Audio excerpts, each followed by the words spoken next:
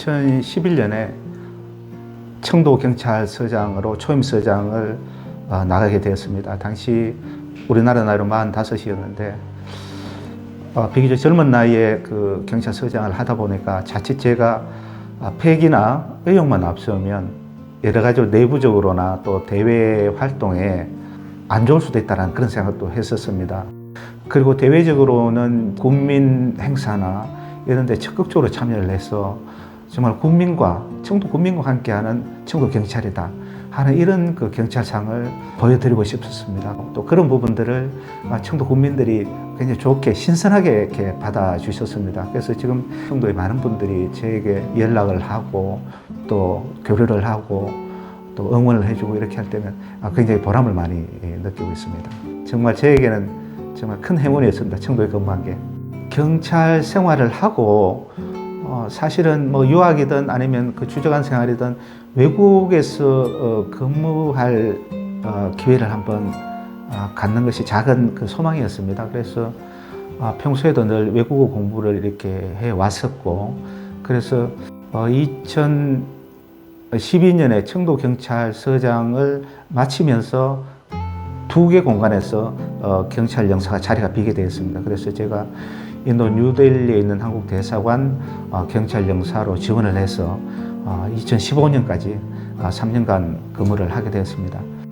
제 주 임무는 현재 있는 교민들과 그 여행객들에 대한 안전과 관련된 특히 사건 사고와 관련된 그런 부분들을 접수받아서 처리를 해드리는 것이 이제 제 주 임무인데, 제가 3년 동안에 약 한 300건 정도의 사건 사고를 접수해서 처리를 했습니다.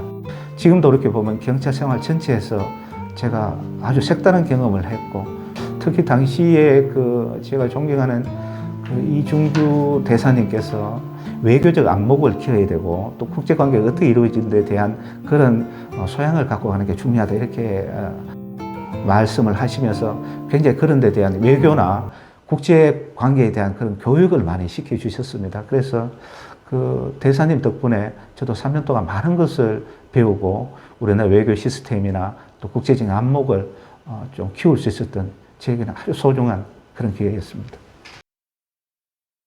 저는 우선에 공무원이라 그러면, 공직자라 하면 절대적으로 공직사유관을 가져서는 안 된다. 이건 본인 소유가 아니지 않습니까? 위임받은 거기 때문에 공직사유관을 갖는 그런 사람은 공직을 맡을 자격이 없다. 그리고 청렴하지 못하면 떳떳하지 못하다.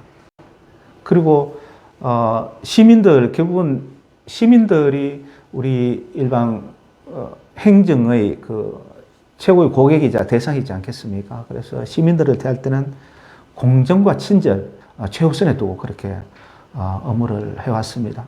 앞으로 후배 공직자들에게 하고 싶은 말은 아까도 얘기했다시피 시민을 가장 첫머리에 두고 공정하고 친절하게 업무를 했으면 좋겠다는 것이 저희 생각입니다. 예, 저는 그 2018년도에 포항남부경찰서장, 그리고 2020년에서 2021년까지는 1년 반 동안 포항 북부경찰서장을 역임하게 되었습니다. 제가 고향에 있는 두 개 경찰서의 서장으로 근무할 수 있었던 것은 개인적으로 굉장히 그 영광이고 행운이었다는 그런 생각이 듭니다.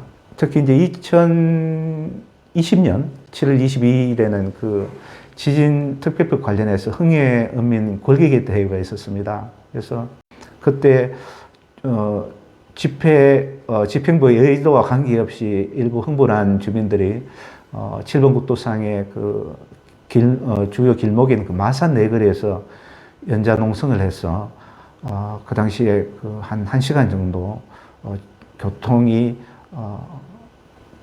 마비되는 그런 상황이 있었습니다. 그래서 또 강제적인 해산 조치도 해야 된다는 그런 의견도 있었지만 인내심을 갖고 또 거기에 연좌되어 있는 그 주민들을 설득을 하고 1시간 만에 평화롭게 그렇게 집회가 마무리된 적이 있는데, 그 집회를 마치고도 주민들이 제 경찰의 조치에 대해서 정말 주민들 잘 헤아려 준 올바른 선택이었다고 그렇게 많이 격려도 해 주시기도 하셨습니다.